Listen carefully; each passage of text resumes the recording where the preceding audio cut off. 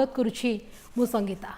Countdown आरंभ हो गलानी समस्त छाती मध्य धड़धड़ हेलानी कारण आ किछि समय भितरे बजेट आसीबाकु जाउछि 2026-27 अर्थमंत्री भावे संसद रे यह तांकर नवम बजेट हेबो। तेबे बजेट रे केउ विभाग पई केते अर्थ बराद करा जिवो, केउ केउ सक्षीण सामग्रीर मूल्य बढ़िबो एवं केउ अत्यावश्यक द्रव्य रे दर खसिबो एवं आयकर व्यवस्था रे रिहाती मिलिबो कि नाही, सुना रूपार दर उपर मुहा हेबो ना नाही ना तळ मुहा हेबो ता उपरे सारा देशवासी नजर रही। किंतु ता पूर्व ये आपण देखुछंती विजुअल आमे आपनको देखाउछु किपरि अर्थमंत्री निर्मला सीतारमण जेतेबेले कर्तव्य भवन सम्मुखरू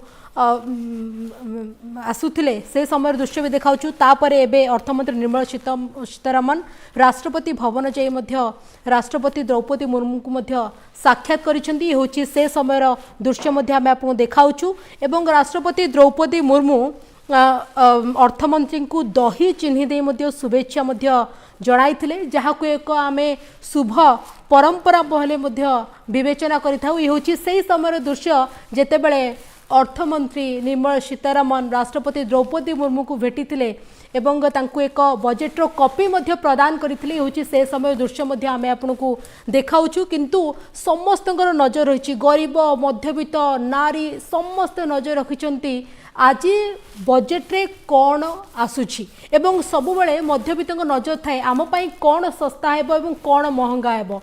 ए सबू को आखि आगे रखी जेतेबेले 11टा बेले अपराह्न 11टा बेले ठीक अभिभाषण रखिबे बजेट उपस्थापन करिबो अर्थमंत्री निर्मला सीतारमण ता उपरे समस्तଙ୍କର नजर रहिछि। कृषि शिक्षा स्वास्थ्य प्रतिरक्षा सह विभिन्न विभाग फोकस रे रहिथिबा बेले चलित बजेट संस्कारीमुखी हेबो बोली मध्ये आकलन करिसेंती अर्थनैतिक एवं वाणिज्यिक विशारद। बजेट रे विशेष करी जदि आपण माने देखिबे किसान सम्मान निधि बा कृषक सम्मान पांठीर विस्तार मध्ये करा जाई पारे एवं विभिन्न राज्य पाई जदि आपण माने देखिबे अधिक संख्या रे अमृत भारत एवं वंदे भारत ट्रेन मध्ये घोषणा करा जाई पारे। किंतु सही परि जदि आपण देखिबे सुना एवं रूपा जेतु अहेतुक वृद्धि वर्तमान घटी चली तो सुना रूपार मूल्य ह्रास सह नूतन आयकर व्यवस्था अनुଯାयी मानक रिहाती मध्य घोषणा करि पारंती केंद्र अर्थमंत्री निर्मला सीतारमण।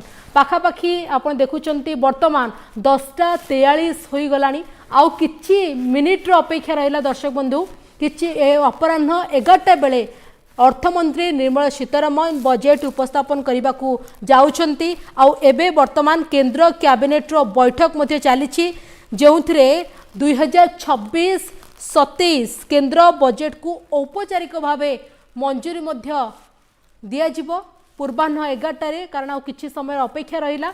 पूर्वाह्न 11टारे अर्थमंत्री निर्मला सीतारमण बजेट उपस्थापन करने को जाउछंती। किंतु ता सहित आमे जे देखिबा एआई क्षेत्र को देखिबा एआई सेक्टर कथा तेबे एथे एक बड़ परिवर्तन मध्य आसीबा को जाउछि। एहा व्यतीत ए बजेट उपरे लोकंकर मध्य बहुत एक्सपेक्टेशन रहिछि अर्थात आशा मध्य रहिछि। मध्यवित्त वर्ग ठारू आरंभ करी व्यवसाय पर्यंत जदि आपण देखिबे समस्ते उत्साहित रहिछंती एवं ये एक लोकाभिमुखी बजेट हेबो बोली समस्ते आशा मध्य रखिछंती। कोन वास्तव रे बजेट रे कहा पई कोन आसुछि एवं केते बजेट आसुछि केउ विभाग पई केते अर्थ बराद करा जाउछि तो सेथि पई वर्तमान समस्ते नजर मध्य रखिछंती। केउ केउ शौखीन सामग्रीर मूल्य मध्य बढ़िबो ता सहित केउ अत्यावश्यक द्रव्य रे दर खसिबो ता उपरे समस्तଙ୍କ तो नजर रहिछि। विशेष करी जदि आपण देखिबे मुद्रास्फीति मुक्ति पाइबा पई मध्य समस्तଙ୍କ आशा रहिछि। ए होछि बजेट पूर्वर दृश्य आमे आपनको देखाउछु। अर्थमंत्री निर्मला सीतारमण किपरि कर्तव्य भवन सम्मुख रे तांकर वरिष्ठ अधिकारी मानक सहित पारंपरिक बजेट टैबलेट धरिथिबा मध्य दृश्य आपण माने देखुचंती। तासह अर्थ राष्ट्रमंत्री पंकज चौधरी एवं अन्य 6 जण सचिव मध्य उपस्थित रहिथिले एवं ता सहित आपण देखिबे परवर्ती मुहूर्त रे राष्ट्रपति भवन जाई राष्ट्रपति द्रौपदी मुर्मू को मध्य साक्षात करथिले एवं सेठारे आपण माने देखिले एक नियारा दृश्य द्रौपदी मुर्मू अर्थमंत्री को मध्य दही चीनी खुआई शुभेच्छा जणाइथिले। काहाकू एहाकू आमे शुभ परंपरा बोली मध्य विवेचना करिथाउ। आउ एबे जहा सूचना वर्तमान आसुछि केंद्र कैबिनेट्र वर्तमान बैठक चली जो आप देखिए 2026 एवं 27 केंद्र बजेट को औपचारिक भाव में मंजूरी दिज्व आई बजेट अर्थनैतिक वृद्धि एवं राजकोषीय संयम मध्य संतुलन रखिबा उपरे जोर दिया संभावना रही आपरपटे जदि आप देखिए डाली तेल चाउल पनीपरिबा औषध एवं विद्युत ता सहित देखिए पानी भली दैनंदिन अत्यावश्यक सामग्री उपरे मध्य टिकस मध्य ह्रास करा जाई पारे एवं एहा एक घरोई खर्च को सामान्य ह्रास करिबो ता सहित साधारण लोकों को पॉकेट रे किछि टंका संचय मध्य करिबो एवं सरकार पूर्व बजेट रे मुद्रास्फीति को नियंत्रण करने को मध्य चेष्टा करिसेंती एवं एथर मध्य सही परि आशा मध्य करा जाउछि आ सहित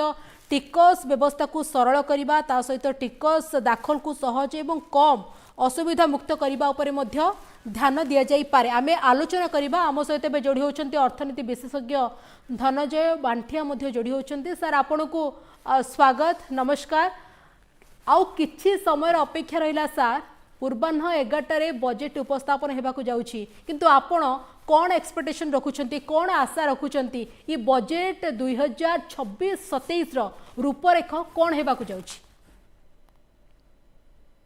मैडम आपण देखिए लास्ट 1 ईयर रे जो हिसाब आमर वर्ल्ड मार्केट काम करुच्ची आपण देखु ट्रम्प रो पॉलिसी हैला या फिर आपण बुलियन रो प्राइसेस हैला यूक्रेन इश्यू हैला ईरान इश्यू हैला तो वर्तमान लास्ट 1 ईयर रे गोटे वर्ल्ड गोटे अलग डोलड्रम जाउची तो वर्तमान गवर्नमेंट रो सबुठ इंपोर्टेंट फोकस है ये जो आम इंडिया रो ग्रोथ अच्छी केमती मेंटेन करिया सेटा सबुठ इंपोर्टेंट एजेंडा आपण लास्ट ईयर डेटा देखिए आमर इतने जीडीपी विषय में कथा हो जीडीपी रो है दुटा फैक्टर गोटे है रियल जीडीपी और सेकेंड है नॉमिनल जीडीपी तो आपण एथर देखिए कि आमर जो नॉमिनल जीडीपीटा लास्ट ईयर जो बजेट एक्सपेक्टेशन था 2% कम अच्छी तो मत लगुच कि ए वर्ष गवर्नमेंट रो फोकस बेसी फिस्कल डेफिसिट कम बेसी करिया फोकस हेनी ए एंटायर बजेट फोकस हम ग्रोथ उपर गवर्नमेंट रो कैपिटल एक्सपेंडिचर कौन अच्छी इंफ्रास्ट्रक्चर एक्सपेंडिचर कौन अच्छी सैलरीड क्लास को केमती आउ से मैंने स्टैंडर्ड डिडक्शन दे पारिबे टैक्स स्लैब रे कौन चेंजेस करि पारिबे कहीं जिते पर्यंत गवर्नमेंट ये चेंजेस न करिवो इंडस्ट्रियलिस्ट जो अच्छी जे मैंने इन्वेस्ट करछंती इकोनॉमी रे से माने मोटिवेट हेबे नहीं इन्वेस्टमेंट करिया पई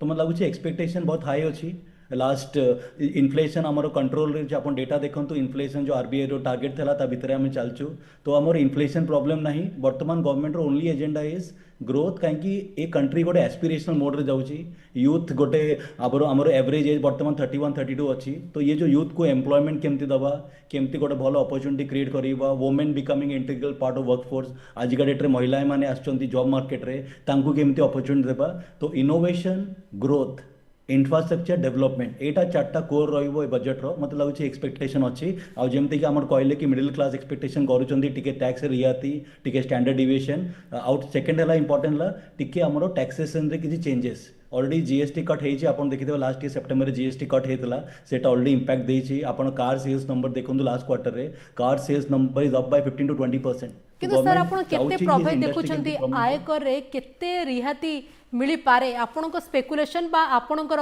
आकलन कोन रहिछि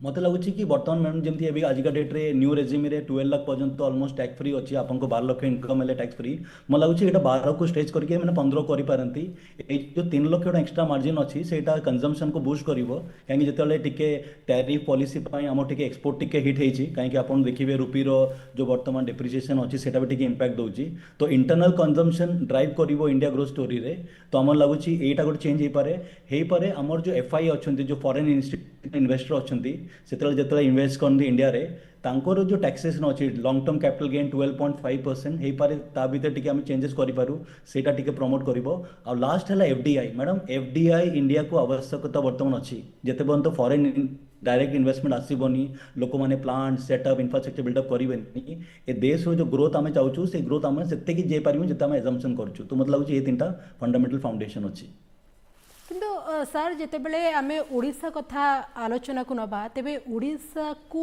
कौन फायदा मिल पारे एवं कौन आपणकर ए दिगरे आशा रही आपणकर आकलन कौन रही केते फायदा मिल पारे ओडिशा को मैडम वर्तमान आमर ओडिशा रे आम कहूँ डबल इंजिन रो सरकार जहाँ भीतर आम सेंट्रल रे भी से गवर्नमेंट अच्छी और स्टेट रे से गवर्नमेंट अच्छी वर्तमान आप देखिए लास्ट 1 ईयर जिते सब इन्वेस्टमेंट स्पेस ओपन होती ओडिशा रे एटा गोटे भल सिग्नल आमर state is rich in natural resources आमर जो नेचुरल रिसोर्सेस अच्छी इंडिया रे आपण भावतु जेतिक डिपोजिट अच्छे आपण अंगुल जातु आपण जोड़ा बरबिल जो जातु we are rich in natural resources तो आमको दरकार प्रॉपर इंफ्रास्ट्रक्चर आ प्रॉपर इन्वेस्टमेंट आपण देखंतु वर्तमान जो लास्ट ईयर जो इन्वेस्टमेंट समिट होता पीपल हैव कमिटेड किए 50,000 करोड़ कमिट करछि किए 40,000 करोड़ कमिट करछि तो जेतेबेले ए लोकल इन्वेस्टमेंट आसे इंफ्रास्ट्रक्चर बूम हुए आज का डेट तो आम ओडिशा विषय कथा मैडम गोटे सिटी आसे भुवनेश्वर बाकी जो अपन सिटी है से डेभलप होनी जितने आम डेभलप कर आशंका तो मतलब लगे जो इन्वेस्टमेंट आसो अंगुल आसो ब्रह्मपुर आसो संबलपुर झारसुगुड़ा ये जिते इन्वेस्टमेंट सब बिल्डअप करे ए स्टेट को अलग अलग लेवल नहीं जाए तो मतलब लगुच ये इन्वेस्टमेंट जिते कि ओपेन हम ओडिशा रे सेटा हेल्प कर ओवरऑल स्टेट रो ग्रोथ पे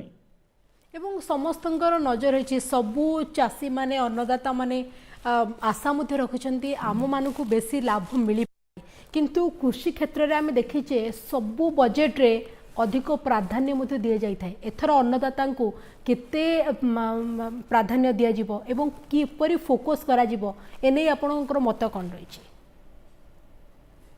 मैडम आपण आमर जो देखिए ना 67% 65 पॉपुलेशन अच्छी एग्रीकल्चर सेक्टर एम्प्लॉयड आमर 100टा लोकर 67% एग्रीकल्चर सो सेटा हम मेन प्रायोरिटी सेक्टर कहीं आम गोटे डेवलपिंग इकोनॉमी अच्छु आपन को डिपेंडेंसी बहुत हाई अच्छी आपन जानते कि जिते फार्मर को लेकिन किसी पॉलिसी आसे गवर्नमेंट अलग अलग पैटर्न गोटे आमर एमएसपी मिनिमम सपोर्ट प्राइस सेटा फार्मर गोटे सपोर्ट करके जिते से बैंक रू ऋण निए आ इन्वेस्ट तार चाष करे तो एटलिस्ट ताको गोटे भल प्राइस मिलू ना सी मोटिवेशन मिल आप जानते कि तांकर जो मॉडल अच्छी से सब्जेक्ट है एनवायरमेंट आमर वर्षा हम कि नहीं खरा केते बात्या आसला कि नहीं ये सब जिन बिजनेस को इंपैक्ट करे तो जिते मुझे गोटे फार्मर गोटे चाषी और चाष करुँचे मत मत प्राइस मिलबनी मो प्रोडक्शन मत मोटिवेशन हेनी कि मुझे कम करी आउ बिल्डअप करी मतलब लगुच गवर्नमेंट रो सीड पॉलिसी है बर्तमान गोटे सीड को लेकिन बड़ इंपोर्टेंट पॉलिसी गवर्नमेंट रो लाइनअप अच्छी कि से जो सीड यूज होमर चाष तार गोटे क्वालिटी को नहीं गोटे एक्ट आसी तो अलग अलग डिसीजन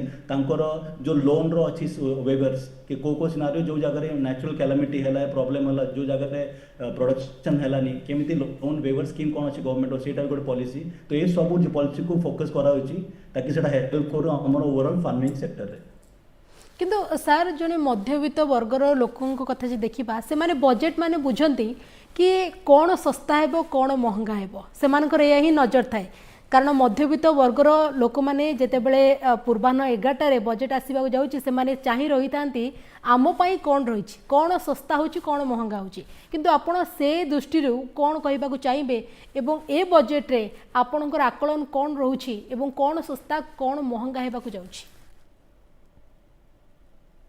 मत लगुच कि मैडम जो कौन सस्ता महंगा हम लास्ट ईयर सेप्टेम्बर गोटे बड़ एग्जांपल था गवर्नमेंट जो रेट टैक्स कट करले सेटा गोटे जनरली मार्केट को इंपैक्ट आसी अपन नंबर्स देखो तो अपन जना पड़ जाए कि लास्ट 3-4 मासरे लोकंकर स्पेंडिंगटा बढ़ी consumer spending is build up yes अपन जिते कहले कि आमर गोटे कंजम्पशन बेस इकोनॉमी तो सदाबले गोटे मिडिल क्लास चाहे कि टिके आउ रेट कट हो बर्तमान आमर जो एसेंशियल आइटम अच्छी आपन जानते कि अबिका नेक्स्ट आमर एआई ड्रिवेन इकोनॉमी हम टेक्नोलोजी उपर मैक्सिमम फोकस हम जोटा इलेक्ट्रोनिक रिलेटेड फील्ड मत लगुच से जगह टिके आमर टैक्स कट देखिपारू कहीं हेल्प करे गोटे इकोनॉमी बिल्डअप जिते गोटे टेक एनाबल्ड इकोनॉमी थाए तो इलेक्ट्रोनिक गुड्स उपर मत लगुच टिके आम टैक्स रेट कट गोटे एजम्पशन हो पारे आउ सेकेंड आपन जो कहले कि रेगुलर हाउस होल्ड आइटम है आपन तेल है दाली है सब है गवर्नमेंट गोटे देखुची गोटे सिनारियो किंतु जो इन्फ्लेशन आपको लास्ट 1 ईयर रही मैडम से कंट्रोल अच्छी आपन देखो इन्फ्लेशन आमर 2.5-3% पाखापाखि अच्छी तो सेटा गोटे भल फिगर तो मत लगुनि कि गवर्नमेंट बेसी रेट चेंज करिवो फूड आइटम उपर कहीं ऑलमोस्ट सेटा कंट्रोल अच्छी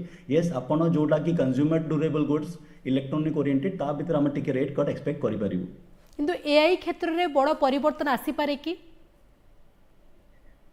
मैडम एआई बहुत इंपॉर्टेंट आमर फ्यूचर को लेकिन बर्तमान to very honest India is considered to be the desert of AI आम एआई यूज करुचु बट इनोवेशन आमर नहीं आउ जे जगह आप देखो चाइना रे डीप सीक अच्छी आपन यूएसए देखो एनवीडिया अच्छी AI will be the future AI गोटे एनेबल कर लोक मैंने मत कहते कि धनंजय सर कौन एआई आमको जॉब को रिप्लेस करदेव आंसर इज नो एआई आप जॉब को एनेबल कर एआई 3टा जॉब को नहीं जीव जोटा है डल डुप्लीकेट और डेंजरस ये 3टा जॉब एआई नहीं जीव जो जगह ह्यूमन इंटेलिजेंस दरकार नहीं जो जगह इंटेलिजेंस दरकार और जो जगह इमोशन दरकार से जॉबटा सदाबले गोटे ह्यूमन ही कर तो मत लगुच कि फ्यूचर जो जगह भावतु आप गोटे प्लांट रे काम करछंती जो जगह गोटे लेबर गोटे स्टाम्पिंग करछि से स्टाम्पिंग टा काम दरकार पड़िबनी से जगहटा रिप्लेस कर देबो एआई तो जो जगह इंटेलिजेंस और इमोशन रिक्वायरमेंट से जगह ऑलवेज ह्यूमन इंटरवेंस आसीबो एआई हमको अवेलेबल करिवो आ गवर्नमेंट जानछि ए जिंसटा कि जते बेले आमे गोटे इनोवेशन रे ड्राइव करिवनु इकोनॉमी टा को जो हमें भाबुछु कि 2047 जो अमृत काल हमें कहूँ विकसित भारत बा 2047 सेटा तभी पॉसिबल हो पारि जा भितर technology AI mindset people government policy सब एक संगे चालू जिते बार संगे न चलो तो आम जो एक्सपेक्टेशन रखीचु 2047 रे शायद हम पूरा न करि पारु तो गवर्नमेंट से भालो भाव जानचंती ये भी आशा करा जाउची विभिन्न राज्य पय अधिक संख्या रे आपण देखिबे अमृत भारत एवं वंदे भारत ट्रेन मध्ये घोषणा होई पारे या भी आशा करा जाउची करेक्ट मैडम इकोनॉमी रो बैकबोन होला रेलवे मत जन पचारे कि सर आम जो बुलेट ट्रेन आसी तार कौन एडवांटेज बुलेट ट्रेन टा मैडम कौन करिए पता है से डिस्टेंस टाको बहुत छोट कर दो आज गोटे बुलेट ट्रेन आसी मुंबई रो अहमदाबाद जिते मुंबई रो अहमदाबाद लोक गोटे ट्रावेल करे से 2.5 घंटा 3 घंटा भीतर पहुंचो तो भावतु किए लोक गोटे काम कर मुंबई से हो पारे कि सकाଳେ 6टार अहमदाबाद बाहर और 9टार मुंबई पहुंची काम करके रिटर्न भी आसीपर अहमदाबाद तो जिते बड़े गोटे रेलवे सिस्टमटा डेभलप हो इकोनॉमी रे सेते कौन हुए overall growth of the economy भल हुए आपन देखिए गोटे जगह कंसंट्रेशन हेनी एमती ना कि भुवनेश्वर लोक बेसी आसिले या कटक बेसी आसिले ओवरऑल पूरा स्टेट रो डेवलपमेंट हो तो रेलवे इंफ्रास्ट्रक्चर बहुत बड़ रोल प्ले करिवो हमर एंटायर ओवरऑल ग्रोथ पई सर आउ एक दिग देखा शिक्षा स्वास्थ्य ये एक गुरुत्वपूर्ण दिग ए दिग को वर्तमान केमती प्राधान्य दिया जाए भावुंट कौन बजेट रु आम आशा करि परिबा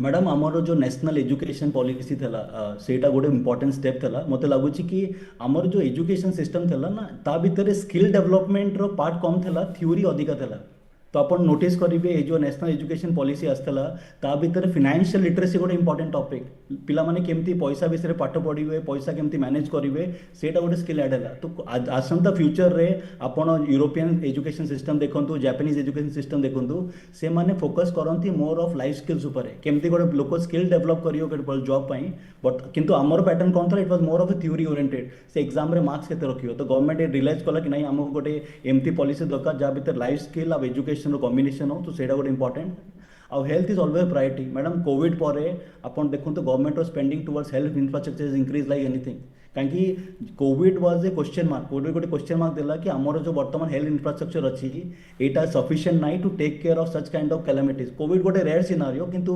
जेतन गोटे बेसिक लाइफस्टाइल विषय कथा हो बेसिक गोटे मेडिकल फैसिलिटीज कथा हो गवर्नमेंट चाहूँ गोटे स्टैंडर्ड रो कि इनकेस लोकंकर किसी स्वास्थ्य रिलेटेड प्रॉब्लम है गोटे एते स्टैंडर्ड इंफ्रास्ट्रक्चर था कि एटलिस्ट तांकर भलो ट्रीटमेंट हो पारे एट अ रिजनेबल कॉस्ट तो मत लगुच ये भी गोटे इंपोर्टेंट फैक्टर रहिबो तो गवर्नमेंट को मैडम गोटे बैलेंस करिया पड़िबो तांको ग्रोथ भी फोकस करिया पड़िबो किछि मिनिट अपेक्षा रहिला पाखापाखि समय मध्य पाखे आसिलानी समस्त छाती मध्य धड़धड़ मध्य हेलानी कारण बजेट उपस्थापन होगा जाऊँगी पाखापाखि 1 ରୁ 2 मिनिट्र समय मध्य रही कारण पार्लियामेंट ऑलरेडी पहुंची सारी अर्थमंत्री निर्मला सीतारमन ठीक 11टार बजेट उपस्थापन करने को जाऊँगी किंतु महिला कथा देखा महिला मानू किपरि सशक्त करने सब बड़े फोकस दि जाए थाए किपरि से आगू को जीवे से किपरि सशक्त हे से नहीं बहुत प्रकार स्कीम आसूची से फोकस करा जाउची किंतु बजेट रु आमे आशा करि परिबा कि महिला मानक पाई स्वतंत्र पैकेज आसीबो बोली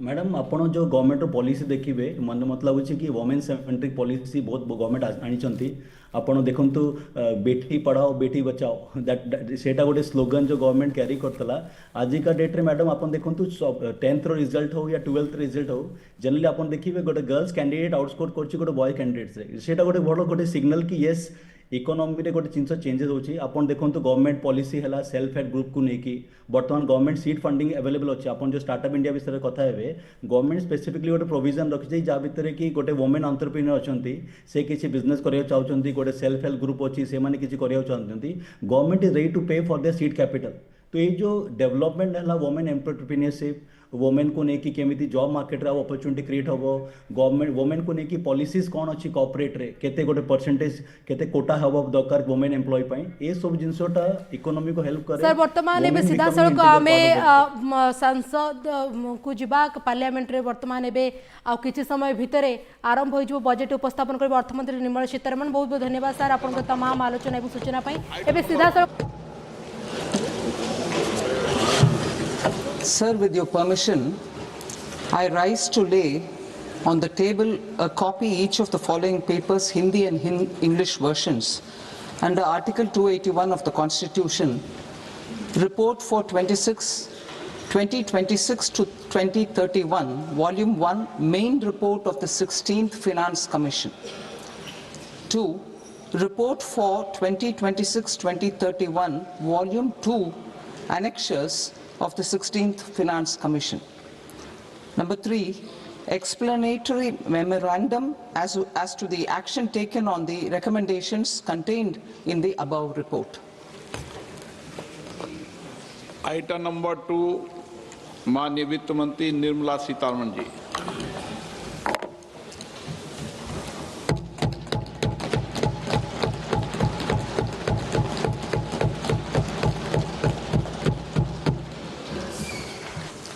Honorable Speaker, sir, on the sacred occasion of Magh Purnima and the birth anniversary of Guru Ravidas, I present the budget for the year 2026-2027. Since we assumed office 12 years ago, India's economic trajectory has been marked by stability, fiscal discipline, sustained growth, and moderate inflation. This is the result of conscious choices we have made, even in times heightened uncertainty and disruption. Our government, led by Honorable Prime Minister Modi, has decisively and consistently chosen action over ambivalence, reform over rhetoric, and people over populism. We have pursued far-reaching structural reforms, fiscal prudence and monetary stability, whilst maintaining a strong thrust on public investment. Keeping Atmanirbharta as a lodestar, we have built domestic manufacturing capacity, energy security, and reduced critical import dependencies. Simultaneously, we have ensured that citizens benefit from every action of the government, undertaking reforms to support employment generation, agricultural productivity, household purchasing power, and universal services to people. These measures have delivered a high growth rate of around 7% and helped us make substantial strides in poverty reduction and improvement in the lives of our people. Today, we face an external environment in which trade and multilateralism are imperiled and access to resources and supply chains are disrupted. New technologies are transforming production systems while sharply increasing demands on water, energy, and critical minerals. India will continue to take confident steps towards Vikasit Bharat, balancing ambition with inclusion. As a growing economy with expanding trade and capital needs, India must also remain deeply integrated with global markets, exporting more and attracting stable long-term investment. As I begin Part A, I want to express my gratitude to the people for standing firmly with us as we forge our way together towards becoming one of the largest economies of the world.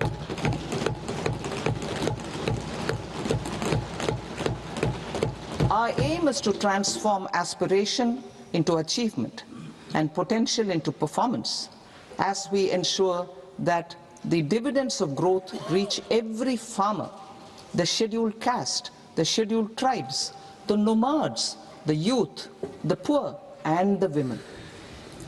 In Vikasit Bharat Young Leaders Dialogue 2026, several innovative ideas were shared with our Prime Minister, which have inspired many of the proposals, making this a unique Yuva Shakti-driven budget. Our government's sankalp is to focus on our poor, underprivileged, and the disadvantaged. To deliver on this sankalp, And given that this is the first budget prepared in Kartavya Bhavan, we are inspired by three Kartavya. Our first Kartavya is to accelerate and sustain economic growth by enhancing productivity and competitiveness and building resilience to volatile global dynamics. Our second Kartavya is to fulfill aspirations of our people and build their capacity, making them strong partners in India's path to prosperity. Our third Kartavya, aligned with our vision of Sabka Saath, Sabka Vikas, is to ensure that every family, community, region, and sector has access to resources, amenities, and opportunities for meaningful participation. This threefold approach requires a supportive ecosystem. The first requirement is to sustain the momentum of structural reforms, continuous, adaptive, and forward-looking. Second, a robust and resilient financial sector is central to mobilizing savings, allocating capital efficiently, and managing risks. Third, cutting-edge technologies, including AI applications, can serve us as force multipliers for better governance. Reform Express. Our government has undertaken comprehensive reforms towards creating employment, boosting productivity, and accelerating growth. After the Prime Minister's announcement on Independence Day in 2025, over 350 reforms have been rolled out. This includes GST simplification, notification of labor codes, and rationalization of mandatory quality control orders. High-level committees have been formed, and in parallel, the central government is working with the state governments on deregulation and reducing compliance requirements. The Reform Express is well on its way and will maintain its momentum to help us fulfill our Kartavya. I now move to specific proposals. Under our first Kartavya, to accelerate and sustain economic growth, I propose interventions in 6 areas. 1. Scaling up manufacturing in 7 strategic and frontier sectors. 2. Rejuvenating legacy industrial sectors. 3. Creating champion MSMEs. 4. Delivering a powerful push for infrastructure. 5. Ensuring long-term security and stability. And 6. Developing city economic regions. Scaling up of manufacturing in 7 strategic and frontier sectors. Biopharma Shakti, meaning biopharma strategy for health advancement through knowledge, technology, and innovation. India's disease burden is observed to be shifting towards non-communicable diseases like diabetes, cancer, and autoimmune disorders. Biologic medicines are key to longevity and quality of life at affordable costs. To develop India as a global biopharma manufacturing hub,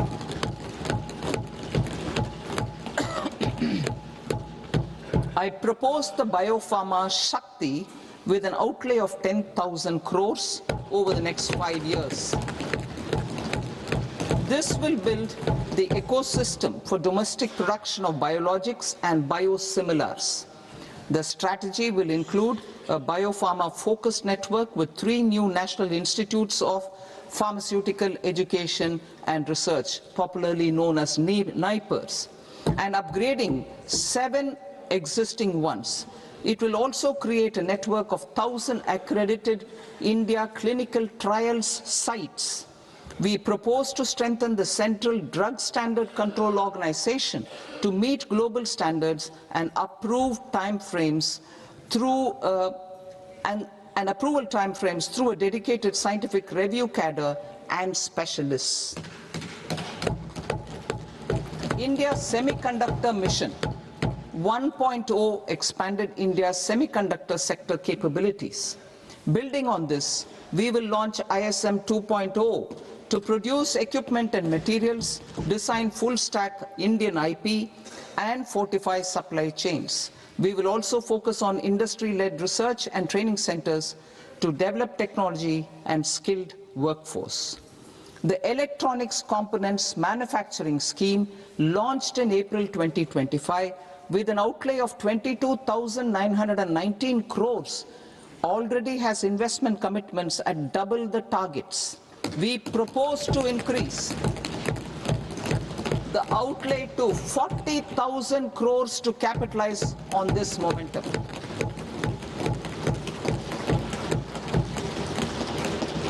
A scheme for rare earth permanent magnets was launched in 2025 November.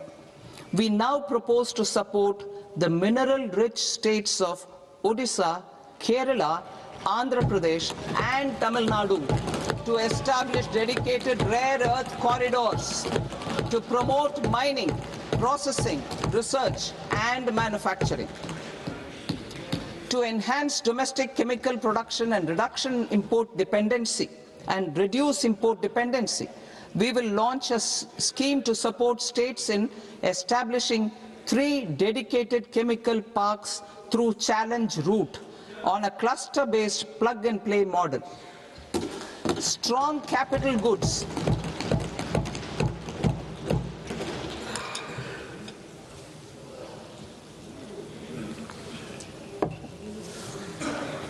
Strong capital goods capability is a determinant of productivity and quality across different sectors. Towards building this capacity, I propose the following. High-tech tool rooms will be established by central public sector enterprises at 2 locations as digitally enabled automated service bureaus that locally design, test and manufacture high-precision components at scale and at lower cost. 2. A scheme for enhancement of construction and infrastructure equipments will be introduced to strengthen domestic manufacturing of high value and technologically advanced CIE.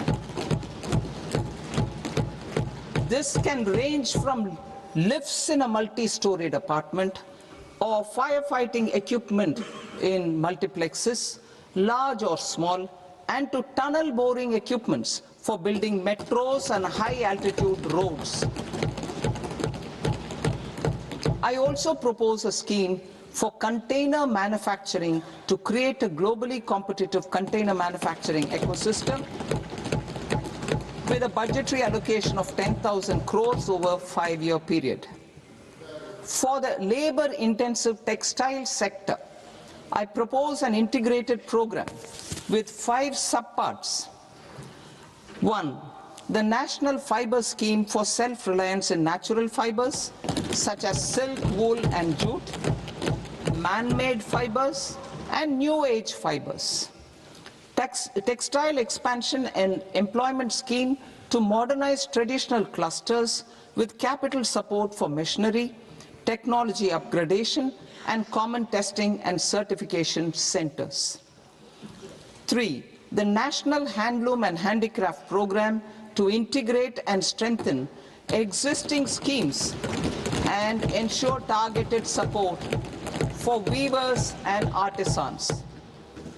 Tex Eco Initiative to promote globally competitive and sustainable textiles and apparels. Samarth 2.0 to modernize the upgrade the textile skilling ecosystem through collaboration with industry and academic institutions. Further, I propose to set up mega textile parks in challenge mode They can also focus on bringing value addition to technical textiles. I propose to launch the Mahatma Gandhi Gram Swaraj initiative to strengthen khadi, handloom and handicrafts. This will help in global market linkage and branding. It will streamline and support training, skilling, quality of process and production. This will benefit our weavers, village industries, one district, one product ODOP initiative, and also our rural youth. India has the potential to emerge as a global hub for high quality, affordable sports goods. I propose a dedicated initiative for sports goods that will promote manufacturing, research and innovation in equipment design as well as material sciences. Rejuvenation of legacy industrial clusters. I propose to introduce a scheme to revive 200 legacy industrial clusters to improve their cost competitiveness and efficiency through infrastructure and technology upgradation. Creating champion SMEs and supporting micro enterprises. Recognizing MSMEs as a vital engine of growth, I propose a three-pronged approach to help them grow as champions. Equity support. I propose to introduce a dedicated 10,000 crores SME growth fund to create future champions, incentivizing enterprises based on select criteria. I also propose to top up the Self-Reliant India Fund set up in 2021 with 2,000 crores to continue support to micro enterprises and maintain their access to risk capital. Liquidity support. With TREDS, more than 7 lakh crore has been made available to MSMEs. To leverage its full potential, I propose 4 measures. 1. Mandate TREDS as the transaction settlement platform for all purchases from MSMEs by CPSEs, serving as a benchmark for other corporates. 2. Introduce a credit guarantee support mechanism through CGT-MSE for invoice discounting on TREDS platform. 3. Link GEM with TREDS for sharing information with financiers about government purchases from MSMEs, encouraging cheaper and quicker financing. 4. Introduce TREDS receivables as asset-backed securities, helping develop a secondary market, enhancing liquidity and settlement of transactions. Professional support. Government will facilitate professional institutions such as the ICAI, ICSI, ICMAI to design short-term modular courses and practical tools to develop a cadre of corporate mitras, especially in Tier 2 and Tier 3 towns. These accredited para-professionals will help MSMEs meet compliance requirements at affordable costs. Infrastructure. During this past decade, our government has undertaken several initiatives for large-scale enhancement of public infrastructure, including through new financing instruments such as Infrastructure Investment Trust (InvITs) and Real Estate Investment Trust (REITs), and institutions like NIIF and NABFID.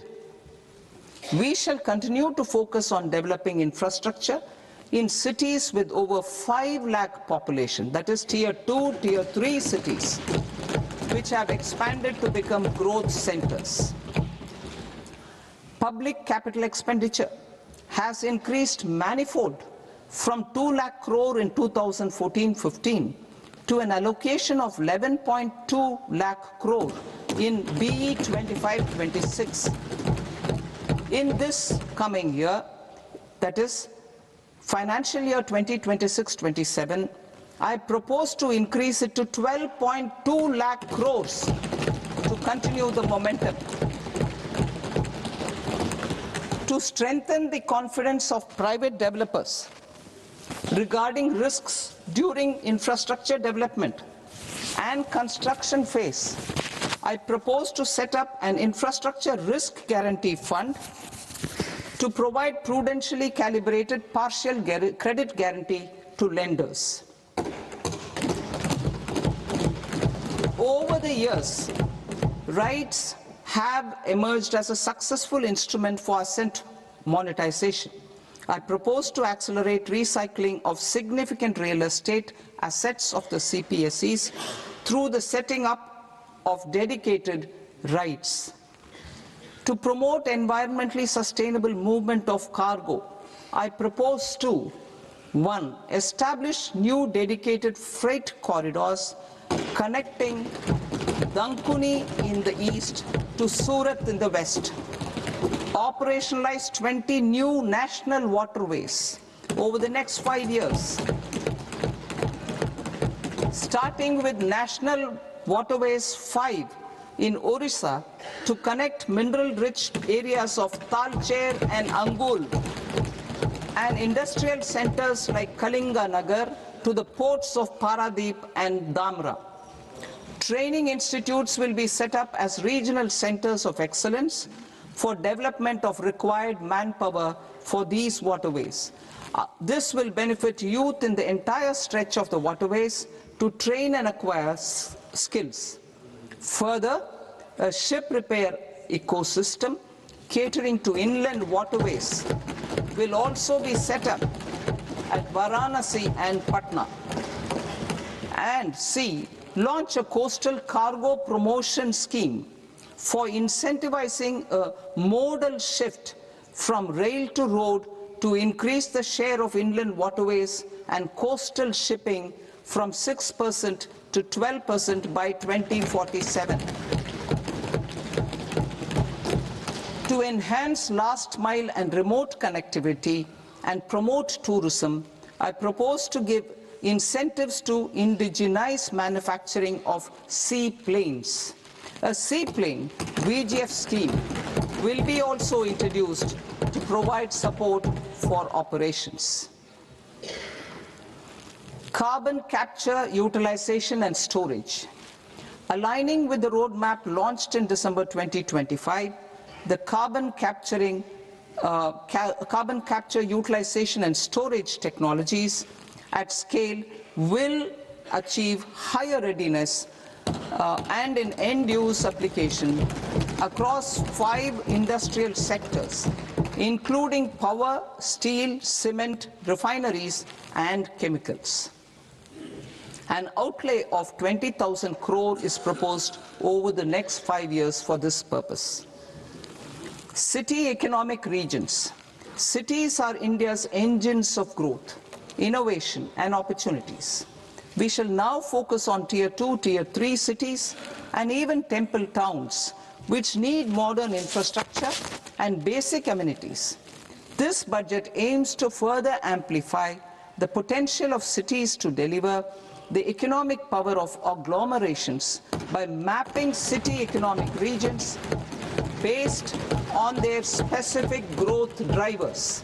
An allocation of 5,000 crore per CER over 5 years is proposed for implementing their plans through a challenge mode with a reform-cum-result-based financing mechanism. In order to promote environmentally sustainable passenger systems, we will develop 7 high-speed rail corridors between cities as growth connectors, namely Mumbai to Pune, Pune to Hyderabad, Hyderabad to Bengaluru, Hyderabad to Chennai, Chennai to Bengaluru, Delhi to Varanasi, Varanasi to Siliguri.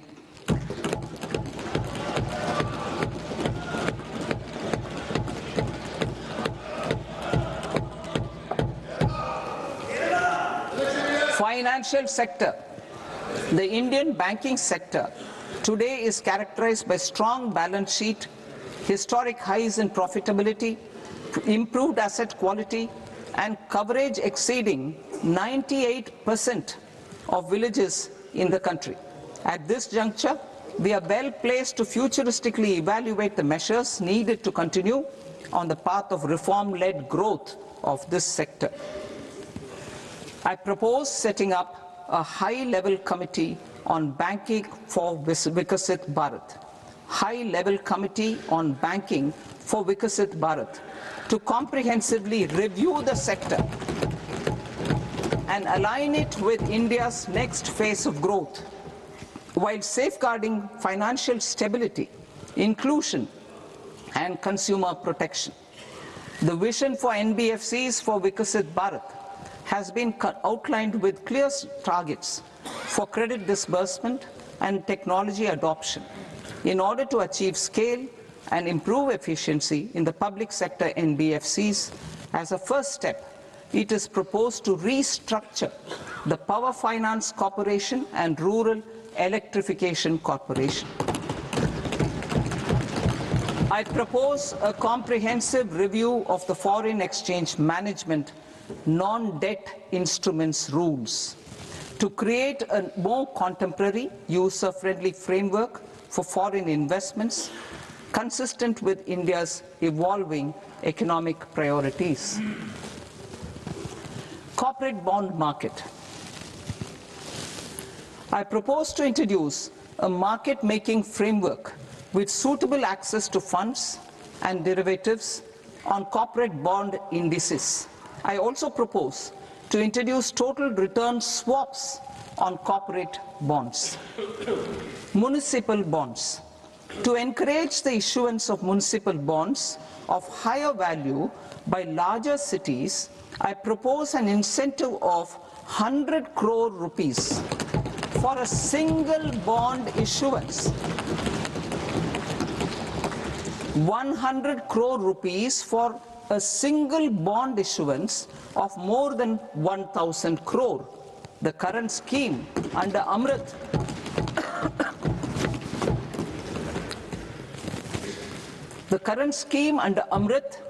which incentivizes issuances up to 200 crores only, will also continue to support smaller and medium towns. That will also continue to support the smaller and medium towns. Ease of doing business. Individual persons resident outside India, PROI, will be permitted to invest in equity instruments of listed Indian companies through the portfolio investment scheme.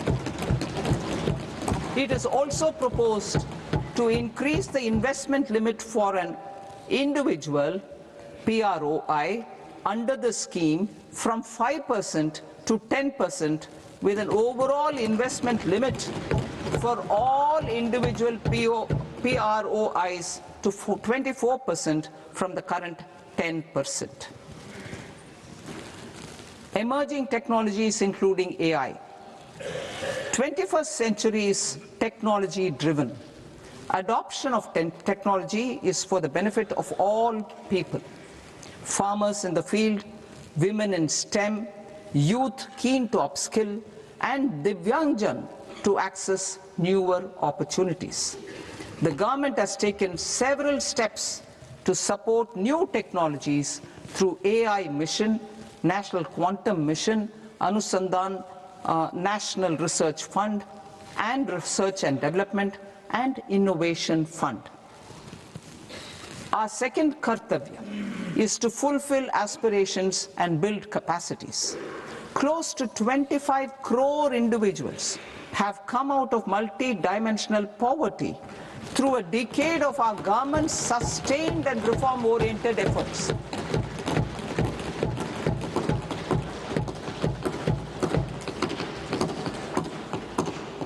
Our government has therefore decided to place a renewed emphasis on the service sector to provide a pathway to fulfilling aspirations of a youthful India with the following measures. I propose to set up a high-powered Education to Employment and Enterprises Standing Committee to recommend measures that focus on services sector as a core driver of Vikasit Bharat. This will make us a global leader in services with a 10% global share by 2047. The committee will prioritize areas to optimize the potential for growth, employment, and exports. They will also assess the impact of emerging technologies, including AI, on jobs and skill requirements and propose measures thereof. To create a range of skilled career pathways, a new range of skilled career pathways for our youth, I propose interventions in the following sectors. Health. Existing institutions for allied health professionals will be upgraded and new AHP institutions established in private and government sectors.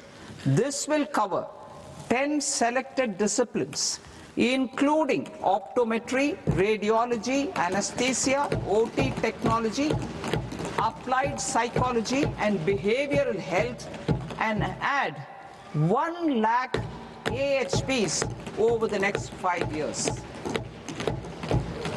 A strong care system covering geriatric and allied care services will be built. A variety of NSQF-aligned programs will be developed to train multi-skilled caregivers, combining core care and allied skills such as wellness, yoga, and operation of medical assistive devices. In the coming year, 1.5 lakh caregivers will be trained.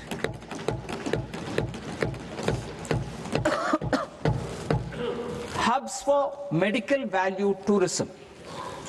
To promote India as a hub for medical tourism services, I propose to launch a scheme to support states in establishing 5 regional medical hubs in partnership with the private sector. These hubs will serve as integrated healthcare complexes that combine medical, educational, and research facilities. They will have Ayush centers, medical value tourism facilitation centers, and infrastructure for diagnostics, post-care, and rehabilitation. These hubs will provide diverse opportunities, job opportunities for health professionals, including doctors and AHPs. Ancient Indian yoga, already respected in several parts of the world, was given a mass global recognition when Honorable Prime Minister took it to the UN. Post-COVID, Ayurveda gained a similar global acceptance and recognition. Exporting quality Ayurveda products helps farmers who grow the herbs and youth who process the products. To meet growing global demand, a few more steps are being taken. I propose to 1. Set up 3 new All India Institutes of Ayurveda. 2. Upgrade Ayush pharmacies and drug testing labs for higher standards of certification ecosystem and make available more skilled personnel. 3. Upgrade the WHO Global Traditional Medicine Center in Jamnagar to bolster evidence-based research, training, and awareness for traditional medicine. Animal husbandry. Livestock contributes to close to 16% of farm income, including of poor and marginal households. To scale up availability of veterinary professionals by more than 20,000, I propose to roll out a loan-linked capital subsidy support scheme for establishment of veterinary and para-veterinary colleges, veterinary hospitals, diagnostic laboratories, and breeding facilities in private sector. Collaboration between Indian and foreign institutions will also be facilitated. Orange economy. India's animation, visual effects, gaming and comics sector, ABGC sector, is a growing industry projected to require 2 million professionals by 2030. I propose to support the Indian Institute of Creative Technologies, Mumbai, in setting up ABGC content creator labs in 15,000 secondary schools all over the country and 500 colleges. The Indian design industry is expanding rapidly, and yet there is a shortage of Indian designers. I propose to establish, through challenge route, a new National Institute of Design to boost design education and development in the eastern region of India. Education. Our government will support states through challenge route in creating 5 university townships in the vicinity of major industrial and logistics corridors. These planned academic zones will host multiple universities, colleges and research institutions, skill centers and residential complexes. In higher education, STEM institutions, prolonged hours of study and laboratory work pose some challenges for girl students. Through VGF, Viability Gap Funding and capital support, one girls' hostel will be established in every district.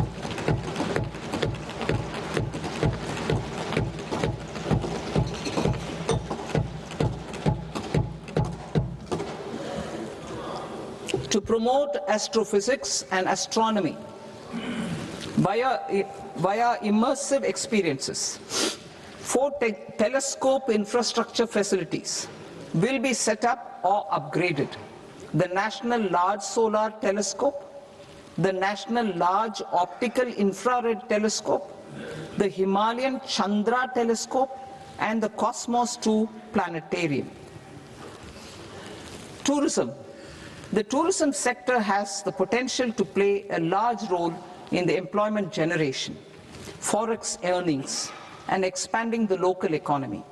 I propose to set up a National Institute of Hospitality by upgrading the existing National Council for Hotel Management and Catering Technology. It will function as a bridge between academia, industry, and government. I also propose a pilot scheme for upskilling 10,000 guides in 20 iconic tourist sites through a standardized, high-quality, 12-week training course in hybrid mode in collaboration with the Indian Institute of Management. A national destination digital knowledge grid will be established to digitally document all places of significance, cultural, spiritual, and heritage. This initiative will create a new ecosystem of jobs for local researchers, historians, content creators, and technology partners. India has the potential and opportunity to offer world-class trekking and hiking experience.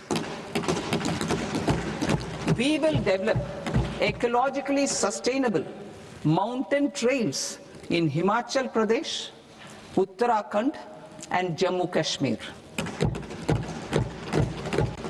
Also in Araku Valley in the Eastern Ghats and Podigai Malai in the Western Ghats. Turtle trails along key nesting sites in the coastal areas of Odisha, Karnataka, and Kerala. And 3 bird watching trails along the Pulikat Lake in Andhra Pradesh, Tamil Nadu. It's on the border. Under the visionary leadership of Honorable Prime Minister, we established the International Big Cat Alliance in 2024.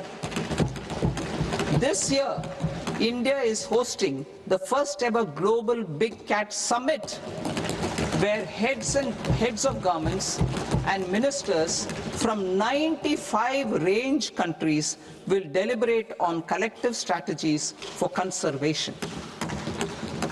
Heritage and culture tourism. I propose to develop 15 archaeological sites, including Lothal, Dolavira, Rakhi Gadi, Adichanallur, Sarnath, Hastinapur, and Leh Palace into vibrant experiential cultural destinations. Excavated landscapes will be open to the public through curated walkways. Immersive storytelling skills and technologies will be introduced to help conservation labs, interpretation centers, and guides. The sports sector provides multiple means of employment, skilling, and job opportunities. Taking forward the systematic nurturing of sports talent, which is set in motion through the Khelo India program earlier, I propose to launch a Khelo India mission to transform the sports sector over the next decade.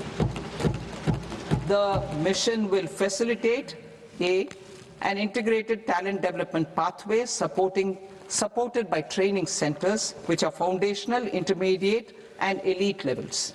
B, systematic development of coaches and support staff. C, integration of sports science and technology.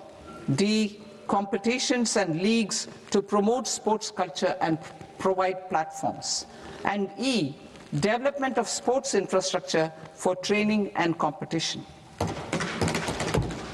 Our third Kartavya aligns with our vision of Sabka Saath, Sabka Vikas towards Vikasit Bharat.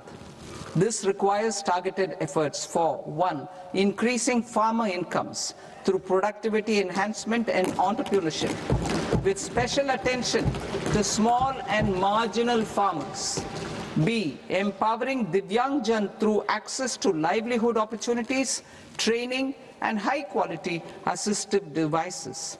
C, empowering the vulnerable to access mental health and trauma care. D, focus on the Purvodaya states and the Northeast region to accelerate development and employment opportunities. Fisheries. We will undertake initiatives for integrated development of 500 reservoirs and Amrit Sarovars. 2, strengthen the fisheries value chain in coastal areas and enable market linkages involving startups and women-led groups together with fish farmer producer organizations. Animal husbandry. To provide quality employment opportunities in rural and peri-urban areas, we will support the animal husbandry sector in entrepreneurship development through A, credit-linked subsidy program, B, scaling up and modernization of livestock enterprises, C, enhanced creation of livestock, dairy, and poultry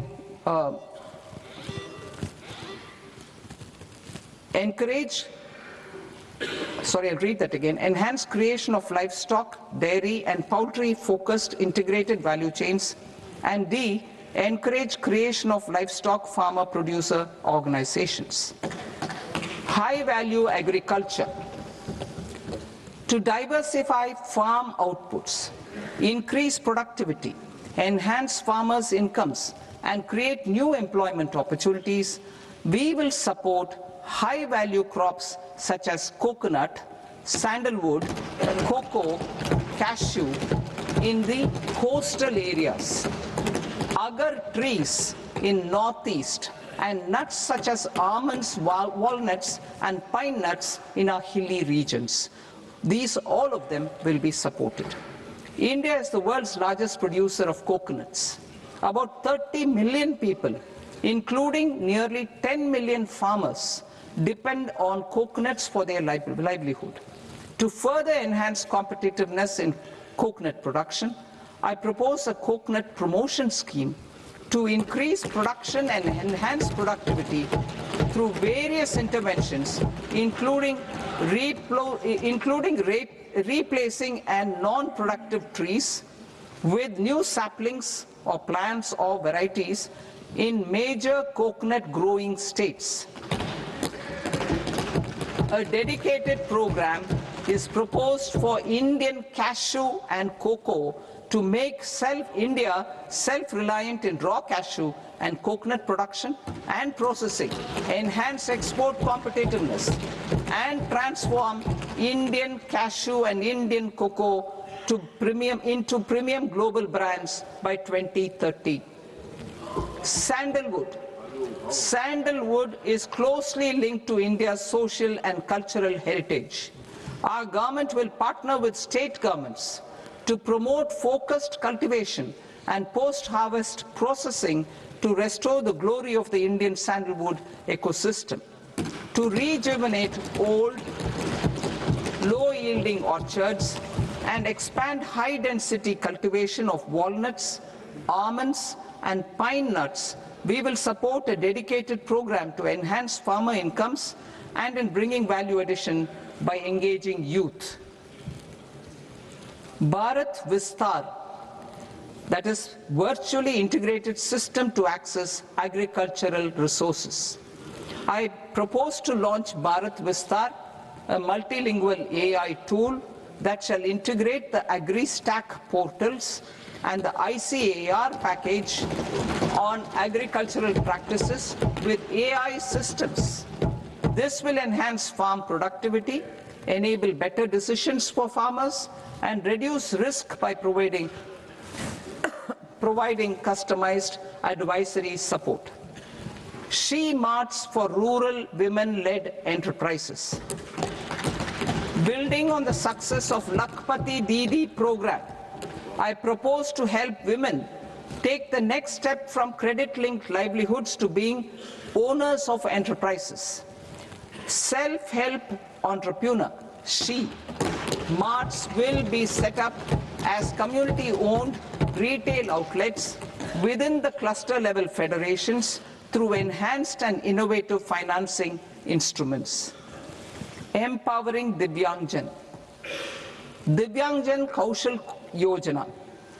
Information technology, AVGC sectors, hospitality and food and beverages sectors often offer task-oriented and process-driven roles which are suitable for Divyangjan. We will ensure dignified livelihood opportunities through industry-relevant and customized training specific to each Divyangjan group. Divyang Sahara Yojana. Timely access to high-quality assistive devices for all eligible Divyangjan is a fundamental need.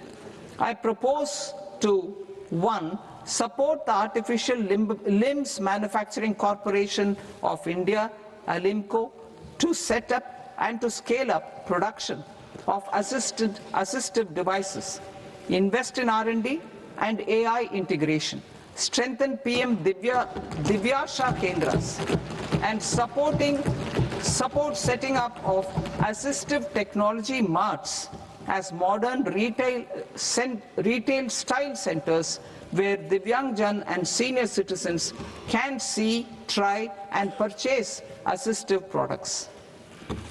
Reaffirming our commitment to mental health and trauma care. There are no national institutes for mental health care in North India. We will therefore set up a NIMHANS 2 and also upgrade national mental health institutes in Ranchi and in Tezpur as regional apex institutions.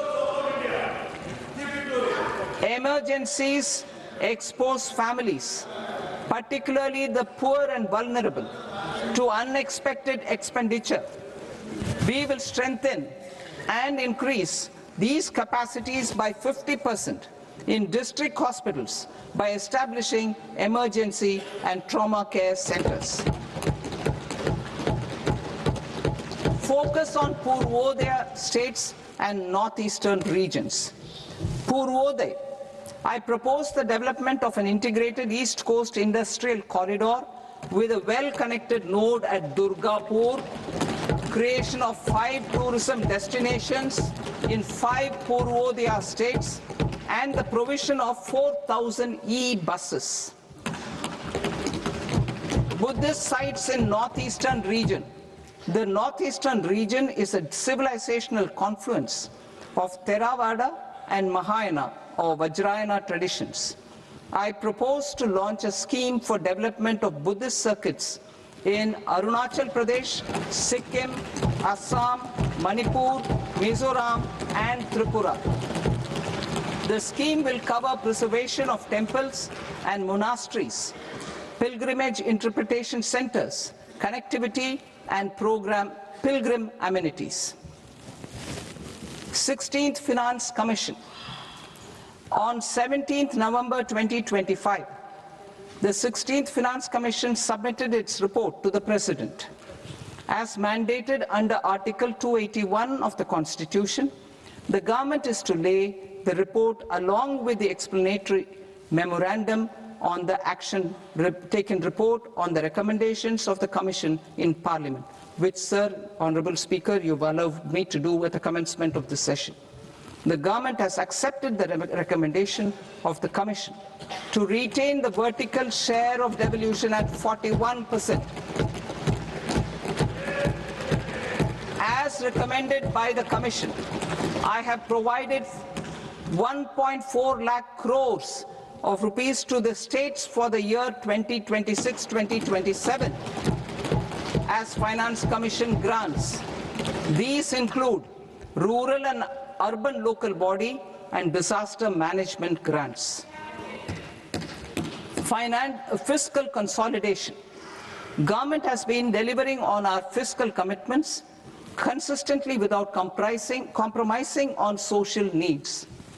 To strive towards accepted standards of fiscal management in Budget 25-26, I had indicated that the central government would target reaching a debt to GDP ratio of 50 plus or minus 1% by 2030-31.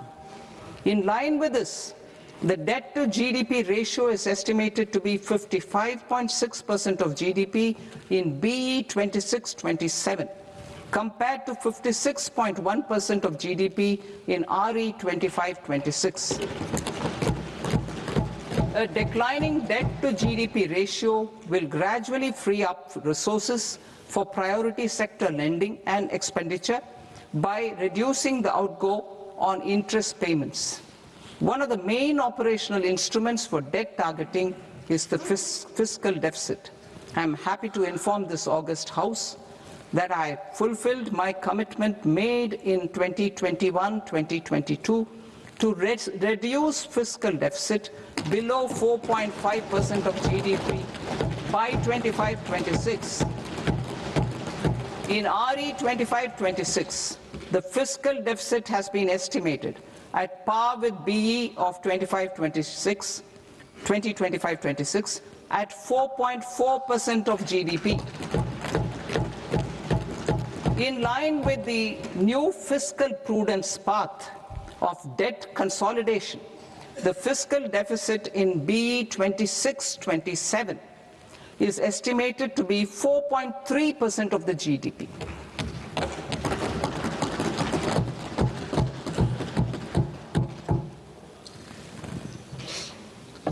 The revised estimates of the non-debt receipts are 34 lakh crore rupees, of which the centre's net tax receipts are 26.7 lakh crore.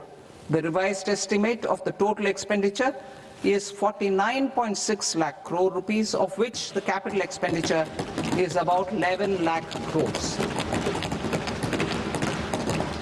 Budget estimates 2026 to 2027. Coming to 26-27, the non-debt receipts and the total expenditure are estimated as 36.5 lakh crore and 53.5 lakh crore respectively. The centre's net tax receipts are estimated at 28.7 lakh crore rupees. To finance the fiscal deficit, the net market borrowings from dated securities are estimated at 11.7 lakh crore rupees. The balance financing is expected to come from small savings and other sources. The gross market borrowings are estimated at 17.2 lakh crore rupees. I'll now move to Part B. Part B, direct taxes.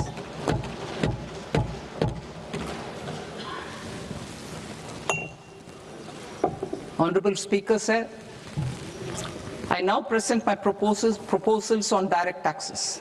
New Income Tax Act. In July 2024, I announced a comprehensive review of the Income Tax Act 1961. This was completed in a record time, and the Income Tax Act 2025 will come into effect from 1st April 2026. The simplified income tax rules and forms will be notified shortly, giving adequate time to taxpayers to acquaint themselves with its requirements. The forms have been redesigned such that ordinary citizens can comply without difficulty. Ease of living. I propose that any interest awarded by the Motor Accident Claims Tribunal to a natural person will be exempt from income tax, and any TDS on this account will be done away with. I propose to reduce TCS rate on the sale of overseas tour program package from the current 5% and 20% to 2% without any stipulation of amount. I propose to reduce TCS rate for pursuing education and for medical purposes under the Liberalized Remittance Scheme, popularly known as LRS, from 5% to 2%. Supply of manpower services is proposed to be specifically brought within the ambit of payment to contractors for the purpose of TDS to avoid ambiguity. Thus, TDS on these services will be at the rate of either 1% or 2% only. I propose a scheme for small taxpayers wherein a rule-based automated process will enable obtaining a lower or nil deduction certificate instead of filing an application with the assessing officer. For the ease of taxpayer holding securities in multiple companies, I propose to enable depositories to accept Form 15G or Form 15H from the investor and provide it directly to various relevant companies. I propose to extend time available for revising returns from 31st December to up to 31st March with the payment of a nominal fee. I also propose to stagger the timeline for filing of tax returns. Individuals with ITR 1 and ITR 2 returns will continue to file till 31st July, and non-audit business cases or trusts are proposed to be allowed time till 31st August. TDS on sale of immovable property by a non-resident is proposed to be deducted and deposited through resident buyers and his or her PAN-based challan instead of requiring a TAN, which is a temporary accounting number. To address practical issues of small taxpayers like students, young professionals, tech employees, relocated NRIs, and such others, I propose to introduce a one-time 6-month foreign asset disclosure scheme for these taxpayers to disclose income or assets below a certain size. This scheme would be applicable for two categories of taxpayers, namely A, who did not disclose their overseas income or assets, and B, who disclosed their overseas income and or paid due tax but could not declare the asset acquired. For category A, the limit of undisclosed income or asset is proposed to be up to 1 crore rupees. they need to pay 30% of fair market value of asset or 30% of undisclosed income as tax and 30% as additional income tax in lieu of penalty and would thereby get immunity from prosecution. For category B, asset value is proposed to be up to 5 crore rupees. Here, immunity from both penalty and prosecution will be available with a payment of fee of 1 lakh rupees. Rationalizing penalty and prosecution. Multiplicity of proceedings are hindrance to the ease of doing business. I propose to integrate assessment and penalty proceedings by way of a common order for both. There will be no interest liability on the taxpayer on the penalty amount for the period of appeal before the first appellate authority, irrespective of the outcome of appeal process. Further, quantum of prepayment is being reduced from 20% to 10% and will continue to be calculated only on core tax demand. As an additional measure for reducing litigation, I propose to allow taxpayers to update their returns even after reassessment proceedings have been initiated, and an additional 10% tax rate over and above the rate applicable for the relevant year. The assessing officer will then use only this updated return in his proceedings.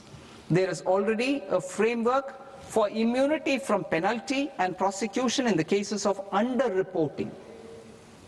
I propose to apply this framework for immunity to misreporting too.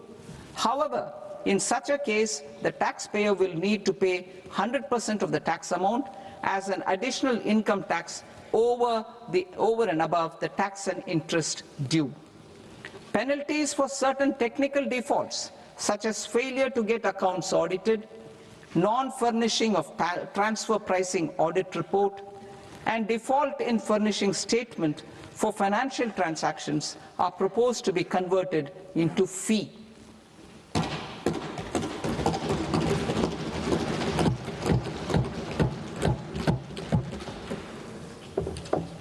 I propose to rationalize prosecution framework under Income Tax Act while maintaining a careful balance for deterrence in some serious offence. Non-production of books of account and documents and requirement of TDS payment where payment is made in kind are being decriminalized. Further, minor offences will attract fine only. The remaining prosecutions will be graded commensurate with the quantum of offence. They will entail only simple imprisonment with maximum imprisonment reduced to 2 years and power to courts to convert even those into fines. There is no penalty. There is no penalty presently for non-disclosure of non-immovable foreign assets with aggregate value less than 20 lakh rupees. I propose to also provide them with immunity from prosecution with retrospective effect from 1/10/2024.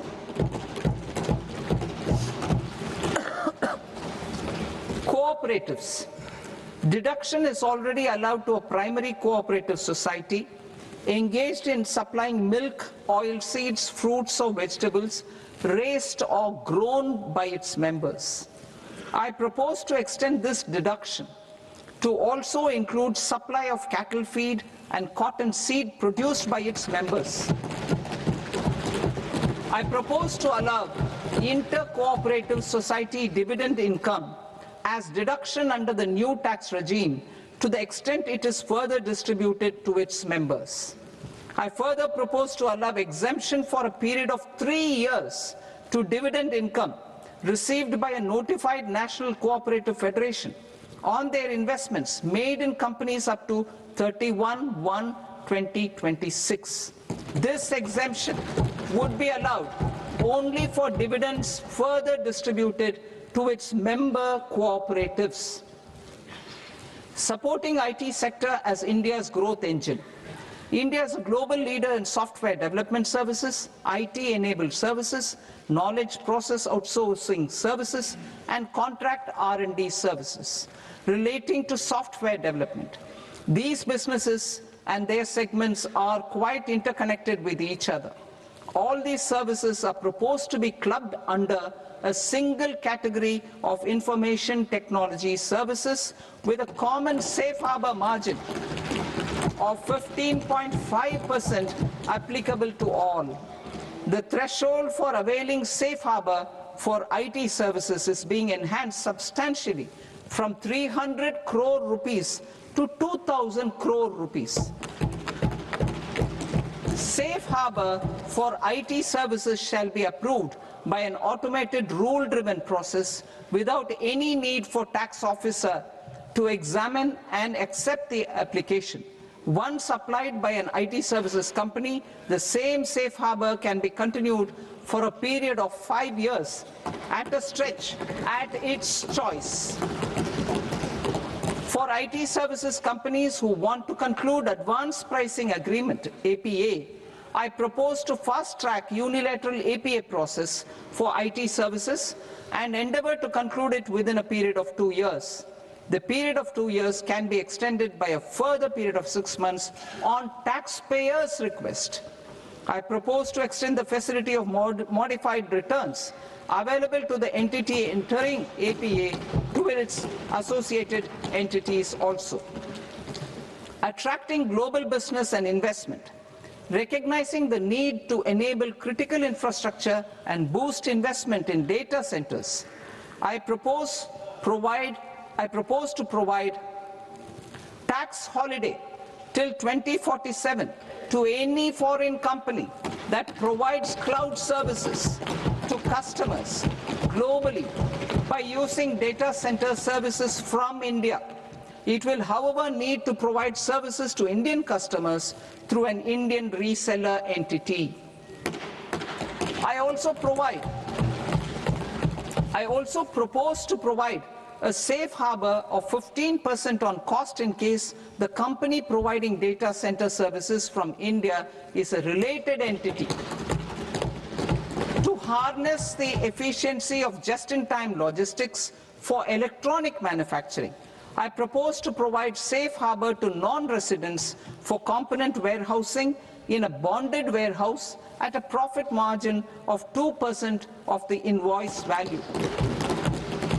The resultant tax of about 0.7% will be much lower than in competing jurisdictions.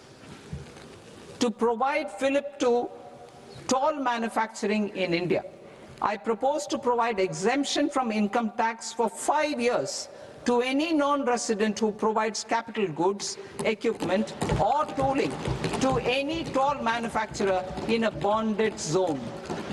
To encourage vast pool of global talent to work in India for a longer period of time, I propose to provide exemption to global, non-India sourced income of a non-resident expert for a stay period of 5 years under notified schemes. I propose to provide exemption from minimum alternate tax, the MAT, to all non-residents who pay tax on presumptive basis. Tax administration. I propose to constitute a joint committee of Ministry of Corporate Affairs and Central Board of Direct Taxes for incorporating the requirements of income computation and disclosure standards, the ICDS, in the Indian Accounting Standards, IND AS itself. Separate accounting requirement based on ICDS will be done away with from the tax year 27-28. To support Prime Minister Modi's vision of homegrown accounting and advisory firms to become global leaders, I propose to rationalize the definition of accountant for the purposes of safe harbor rules. Other tax proposals. Change in taxation of buyback was brought in to address the improper use of buyback route by promoters. In the interest of minority shareholders, I propose to tax buyback for all types of shareholders as capital gains. However, to disincentivize misuse of tax arbitrage, promoters will pay an additional buyback tax. This will make effective tax 22% for corporate promoters. For non-corporate promoters, the effective tax will be 30%. TCS rate for sellers of specific goods, namely alcoholic liquor, scrap and minerals, will be rationalized to 2%, and that on tender leaves will be reduced from 5% to 2%. I propose to raise the STT on futures to 0.05% from the present 0.02%. STT on options premium and exercise of options are both proposed to be raised to 0.15% from the present rate of 0.1% and 0.125% respectively. We reformed the taxation landscape for corporates in 2019 by providing them a simplified regime with lower tax rate so that they could productively focus on business rather than on claim of deductions and exemptions.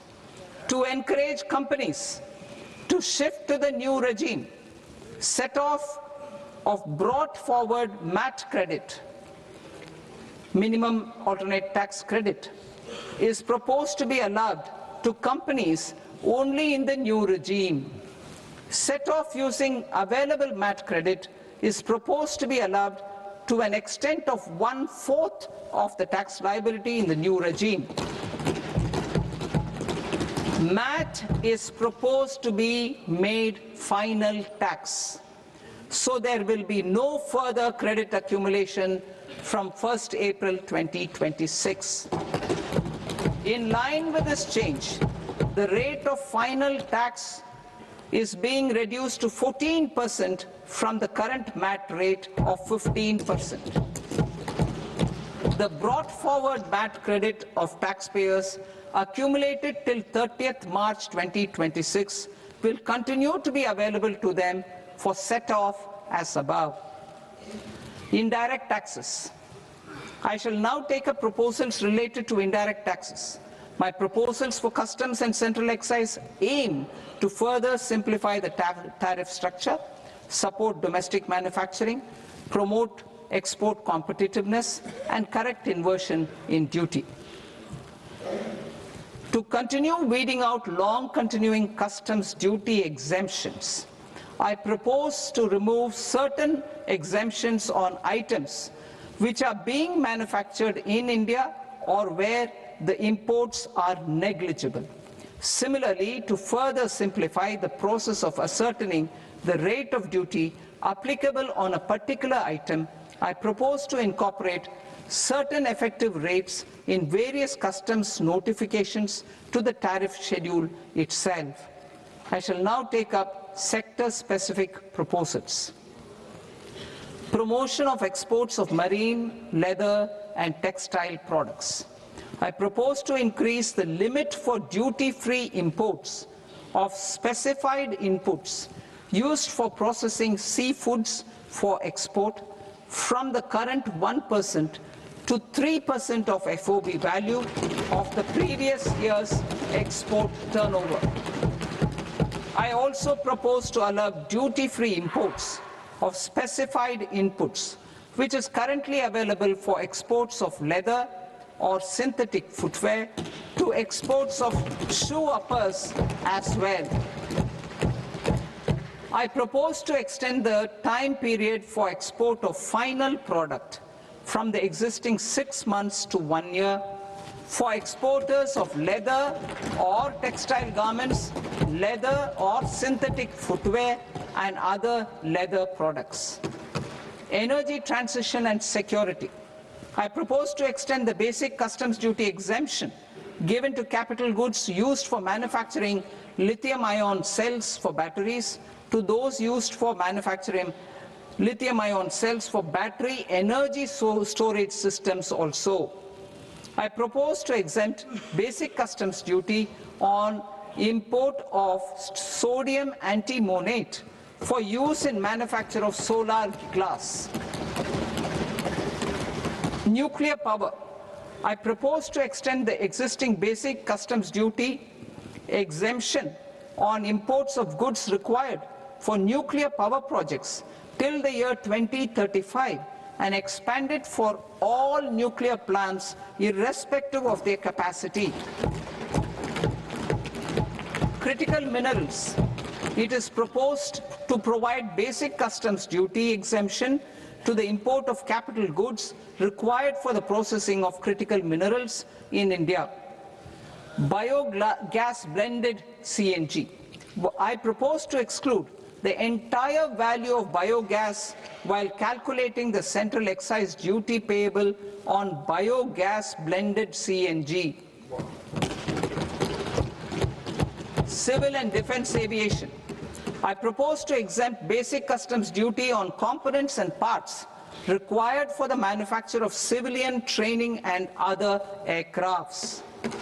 It is proposed to exempt basic customs duty on raw materials imported for the manufacture of parts of aircraft to be used in maintenance, repair, or overall requirements by units in the defense sector. Electronics. To deepen value addition in the consumer electronics sector, I propose to exempt basic customs duty on specified parts used in the manufacture of microwave ovens. Special economic zone. To address the concerns arising about utilization of capacity by manufacturing units in the special economic zones due to global trade disruptions, I propose as a special one-time measure to facilitate sales by eligible manufacturing units in SEZs to the domestic tariff area at concessional rates of duty. The quantity of such sales will be limited to a prescribed proportion of their exports. Necessary regulatory changes will be undertaken to operationalize the measures while ensuring level playing field for the units working in the DTA. Ease of living. To rationalize the customs duty structure for goods imported for personal use, I propose to reduce the tariff rate on all dutiable goods imported for personal use from 20% to 10%. To provide relief to patients, particularly those suffering from cancer, I propose to exempt basic customs duty on 17 drugs or medicines. I propose also to add 7 more rare diseases for the purposes of exempting import duties on personal imports of drugs, medicines, and food for special medical purposes used in their treatment. Customs process. India's role and share in the global trade is poised for a major leap in line with our ambition and journey towards Vikasit Bharat. In this regard, I propose many measures for custom processes to have minimal intervention for smoother and faster movement of goods and greater certainty to the trade. Trust-based systems. I propose to enhance duty deferral period for Tier 2 and Tier 3 authorized economic operators, known as AEOs, from 15 days to 30 days. I propose to provide eligible manufacturer importers the same duty deferral facility. This should encourage them to get themselves accredited as a full-fledged Tier 3 AEO in due course. To provide greater certainty and for better business planning, I propose to extend validity period of advance ruling binding on customs from the present 3 years to 5 years. In the spirit of the whole of government approach,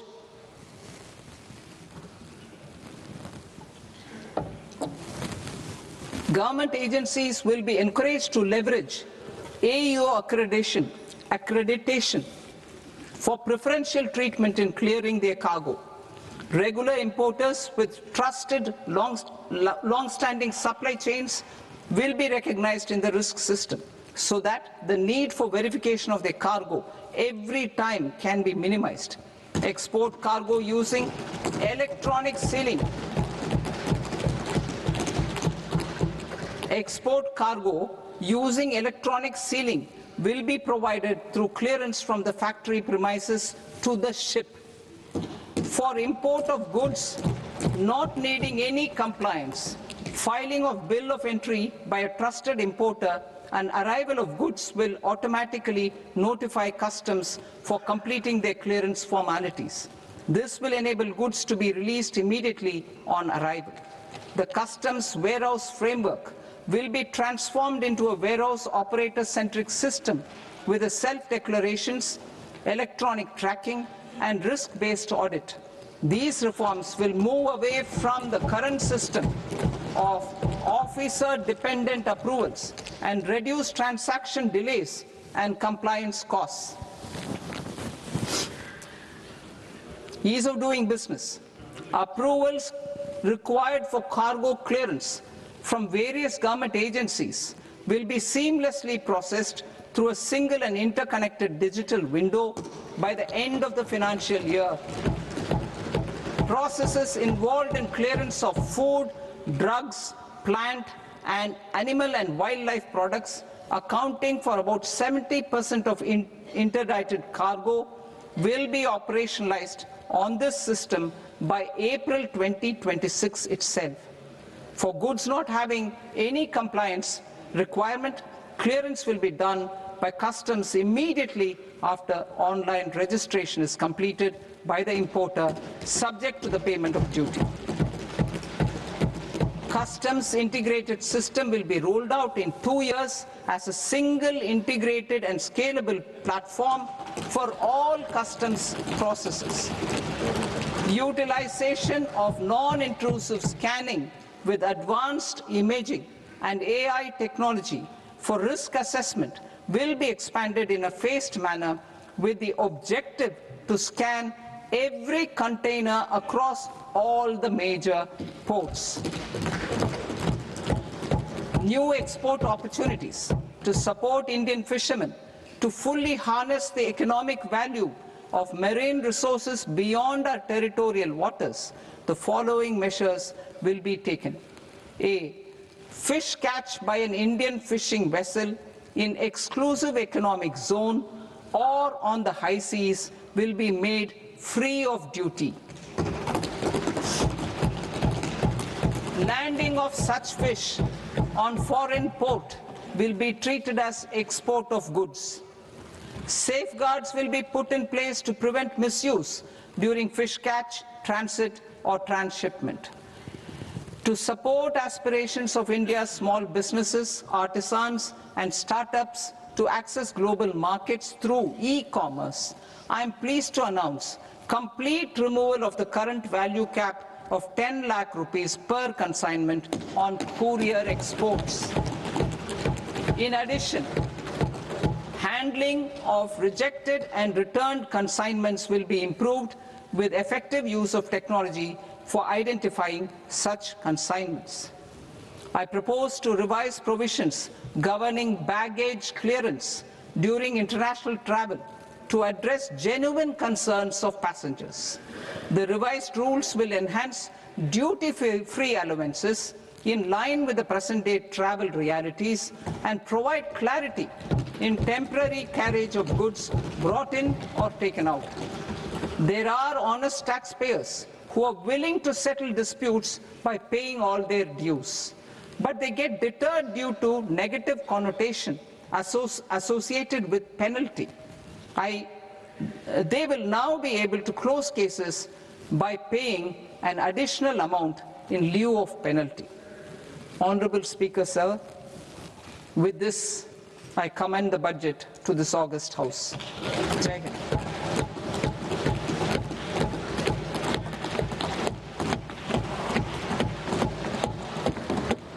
One and a half hours.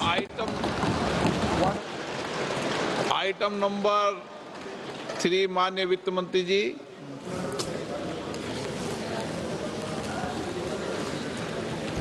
Item number 2, sir. 3। 3. Sir, with your permission, I rise to lay on the table of the following statements under Section 3, 1 of the Fiscal Responsibility and Budget Management Act of 2003. Medium-term fiscal policy cum fiscal policy strategy statement and macroeconomic framework statement. Item number 4 माननीय वित्त मंत्री जी। Sir, with your permission, I move for leave to introduce the Finance Bill 2026. प्रश्न ये कि विधेयक को पुनर्स्थापित करने की अनुमति प्रदान की जाए। जो सदस्य इस पक्ष में हाँ गए, जो सदस्य विरोध में ना गए, मेरे विचार में निर्णय हाँ वालों के पक्ष में हाँ वालों के पक्ष में अनुमति प्रदान की जाती है। माननीय मंत्री जी, अब विधेयक पूरे स्थापित करें। Sir, I introduce the bill. माननीय सदस्यगण, आपको सूचित किया जाता है कि माननीय वित्त मंत्री जी के बजट भाषण की कॉपी पब्लिकेशन काउंटर पर ली जाती है। बजट भाषण और बजट से संबंधित दस्तावेज आपके मोबाइल फोन और मेंबर पोर्टल्स पर ही उपलब्ध है। सभा की कार्रवाई कल सोमवार दिनांक 2 फरवरी 2026 को प्राप्त 11 बजे तक के लिए स्थगित की जाती है।